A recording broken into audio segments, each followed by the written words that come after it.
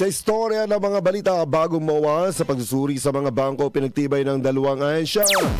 Muling pinagtibay ng Bangko Sentral ng Pilipinas at Philippine Deposit Insurance Corporation o PDIC ang binagong Memorandum of Agreement sa pagsusuri ng mga bangko. Ito ay sa pamamagitan ng kanilang sinagawang kasunduan sa pamamagitan ng paglagda ng isa't isa para higit na mapabuti ang koordinasyon ng nasabing dalawang ahensya sa pagsusuri at pagbabantay sa mga bangko. Sinabi ni BSP Governor Eli Remoluna Jr.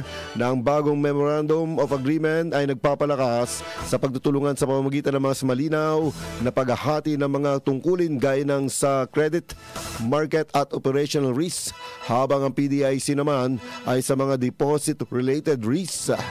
Samantalang giniit naman ni PDIC President at CEO Roberto Tan, ang kasunduan ay katiyakan sa mga depositor na mapapangalagaan ang kanilang pananalapi. Napag-alaman ang pangalawang pagbabago na ito mula sa dating kasunduan noong 2005 ay tinupad ngayong buwan.